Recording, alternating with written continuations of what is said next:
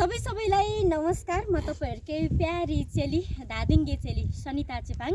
आज चाहिँ म यही धादिङकै बेनीघाट टुडाङ गाउँपालिकाको वडा नम्बर 9 मा अवस्थित थानसिङ भन्ने गाउँमा आएको छु।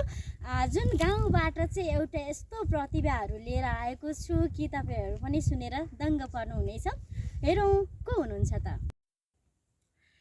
मैले उहाँलाई लिएर आइसकेको छु। हेर्नुस् को हुनुहुन्छ त।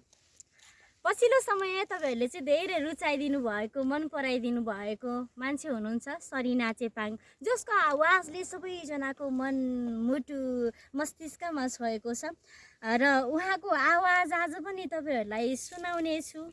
फेसबुक, टिकटक लगायत विभिन्न सामाजिक सञ्जाल मार्फत हेरेर बस्नुभएका तपाई सम्पूर्ण महानुभावहरुलाई यस भिडियोमा स्वागत छ र हाम्रो बहिनीलाई पनि यस भिडियोमा स्वागत गर्न चाहन्छु। अनि के छ तपाईको हालखबर, दिनचर्या कसरी बितिरहेछ तपाईको, सुनाइदिनुस् न। ठिकै छ, राम्रै बितिरहेछ। राम्रै बितिरहेछ। पढाइ कस्तो चल्दैछ तपाईको? राम्रै चलिरहेछ है। आज फेरि तपाईसँग कुराकानी गर्न मन लाग्यो, कुराकानीसम्म जोडिन मन लाग्यो हैन। तपाईको आवाज धेरैजनाले रुचाइदिनु भएको छ, मन पराइदिनु भएको छ र फेरि पनि तपाईको आवाजलाई चिनाउन चाहन्छु, धेरै मानिसहरुमा आज पुर्याउन चाहन्छु। मौका मिल्यो यदि भनौँ न कसै दयालु मनहरू भयो भनेदेखि तपाईलाई धेरै भन्दा धेरै अघि बढाउन चाहन्छु। किनभने त म अरु केही पनि गर्न सक्दिनँ नि त। तपाईलाई चिनाउने एउटा बाटो बन्ने मात्रै हो हैन। त्यसैले गर्दाखेरि चाहिँ सकेसम्म चिनाउनकै लागि भनेर यो स्थानसम्म आएको छु। र सरिनाजी तपाईको आफ्नो परिचय, पुरा परिचय दिनुस् न त है। सबैलाई नमस्कार, मेरो नाम सरिना चेपाङ हो। मेरो घर चाहिँ धादिङको बेनीघाट टुडाङ गाउँपालिका वडा नम्बर 9 थानसिङमा पर्छ। उहाँले चाहिँ आफ्नो परिचय पनि दिइसक्नु भएको छ है। उहाँ बहिनी चाहिँ अहिले 7 कक्षामा अध्ययनरत हुनुहुन्छ। उहाँको परिचय चाहिँ मैले उहाँकै मुखारविन्दबाट चाहिँ गर्न लगाएकी थिएँ। अब नि ढिला नगरिकन उहाँको प्रतिभा सुन्नतर्फी लागौँ हामी। के सुनाउन चाहनुहुन्छ हामीलाई? गीत सुनाउन चाहन्छु। कुन गीतबाट सुरुवात गर्नुहुन्छ त? अँघाएर ठोकेको काख खोजेर नि पाउँदैनौ, याद राख मेरो अभाव कसैले मेटिन नसकुन्। तिम्रो सहर छोडेर यति टाढा जान्छु कि शास्त्रके लास पनि भेटिन नसकुन्। तिम्रो सहर छोडेर यति टाढा जान्छु कि शास्त्रके लास पनि भेटिन नसकुन्। तिम्रो सहर छोडेर यति टाढा जान्छु कि शास्त्रके लास पनि भेट्न नसकुन्। एकदमै मिठो आवाजमा उहाँले यो गीत गुनगुनाइसक्नु भएको छ। पक्कै पनि तपाईहरुलाई मिठो लागिरहेको छ, मलाई त मिठो लागिरहेको छ है। उहाँको मुखारविन्दबाट फेरि पनि म अर्को आवाजलाई सुनाउन चाहन्छु, अर्को गीत सुन्न चाहन्छु र तपाईहरुलाई सुनाउन चाहन्छु। कस्तो लाग्छ सुनिदिनुस्। अब कुन गीत सुनाउन चाहनुहुन्छ त? रुँदा रुँदै हिँड्छु। ल सुरुवात गर्नुस्। आमा तिम्रो दुधको धाराले माया मोह बिर्सिन साराले रुँदा रुँदै हिजो। आमा आमा आमा तिम्रो सम्झनाले सिरानी नै भिजो। आमा आमा आमा तिम्रो सम्झनाले सिरानी नै भिजो। आमा तिम्रो सम्झनाले सिरानी नै भिज्यो। निकै नै सुमधुर आवाजमा चाहिँ मिठो गीत चाहिँ गुनगुनाइदिनु भएको लागि तपाईँलाई फेरि पनि धन्यवाद दिन चाहन्छु। आमाकै सन्दर्भलाई जोडौँ हामी है। आमाको गीत गुनगुनाइरहँदाखेरि घरमा अरू पनि गाउने हुनुहुन्छ कि तपाईँ एक्लैले मात्रै गाउनुहुन्छ त? गाउनुहुन्छ, मम्मीले गाउनुहुन्छ। मम्मीले गाउनुहुन्छ भनेपछि मम्मीको पनि मिठो स्वर छ कि क्या हो? मिठो लाग्छ? त्यसो भए उहाँको पनि स्वर सुन्न मिल्छ? सुनाउन मिल्छ? ल त्यसो भए आमालाई बोलाउनुहोस् न त। उहाँहरू मेरो साथमा हुनुहुन्छ। अघि एकजना मात्रै हुनुहुन्थ्यो, अहिले 2 जना हुनुहुन्छ।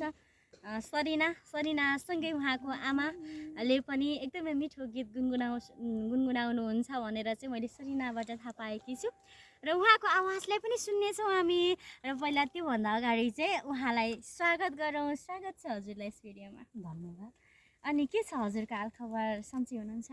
म सन्चै छु। अनि दिनचर्या के कसरी बिताउँदै हुनुहुन्छ त नि हजुरले? मेरो दिनहरू त्यही हो, मेलापात घाँस दाउरा गरेरै बित्छ। मेलापात घाँस दाउरा गरेर बितिरहेको छ है। अनि सरिनाले त एकदमै मिठो गीत गुनगुनाउनुहुन्छ, मम्मीले पनि भन्दै हुनुहुन्थ्यो। साँच्चै मिठो छ? होइन, छैन, मेरो स्वर त्यस्तो मिठो छैन। त्यो घाँस काट्ने बेलामा चाहिँ सुनेको भएर होला। भनौँ कतिको गुनगुनाउने गर्नुहुन्छ घाँसपात गर्दा, मेलापात गर्नुहुँदाखेरि? म घाँस काट्नु जाँदा चाहिँ थोरै थोरै गाउँछु, त्यसो फेरि टाइम हुँदैन। भिरपाखामा जानुपर्छ, एउटा हातले समाउने एउटा हातले काट्ने गर्नुपर्छ। त्यो गीतमै ध्यान दिँदाखेरिमा चाहिँ डर्छ कि भन्ने हुन्छ नि त। भिरमा जाँदाखेरिमा थोरै थोरै गाउने गर्छु। त्यो त हो, तर पनि यति मिठो गाउने छोरीले, यति मिठो गाउने छोरीलाई नै तपाईँको आवाज मनपर्छ भनेदेखि पक्कै पनि तपाईँको आवाज पनि मिठो हुनसक्छ।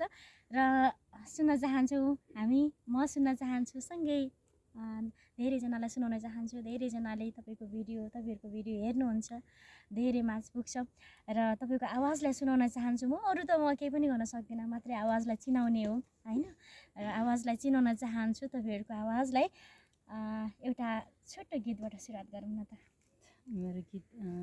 मेरो स्वर त्यस्तो विधि राम्रो त छैन है। म भिरपाखामा म अहिलेसम्म यस्तो क्यामेरा अगाडि बोलेको पनि छैन। डर लागेको जस्तो महसुस मलाई भइरहेको छ है। हुन्छ, मैले नै भिरपाखामा हिँड्दै गर्दाखेरिमा, मैले घाँस काट्दै गरेको क्रममा मैले सधैँ गाउने गीत गुनगुनाउन चाहन्छु है। हाँसो खुसी झिरमरमै टुटाएर कति रोए भकानो फुटाएर अब रुन धर्केर मरेपछि खुसी नै खुसी मिल्छ होला र मर्ने जति कोही पनि आउनन् फर्केर। हुन्छ, मेरो स्वर राम्रो छैन कि?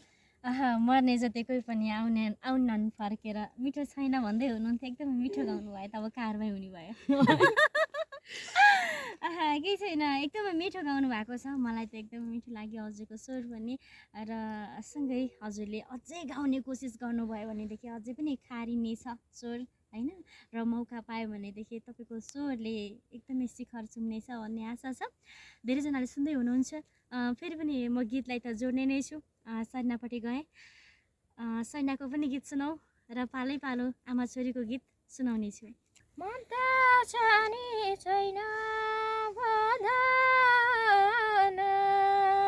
दुखी मान्छे दुखै छ जीवन, अब रुन धर्केर मरेपछि खुसी नै खुसी मिल्छ होला र मर्ने जति कोही पनि आउनन् फर्केर मरेपछि खुसी नै खुसी मिल्छ होला र मर्ने जति कोही पनि आउनन् फर्केर।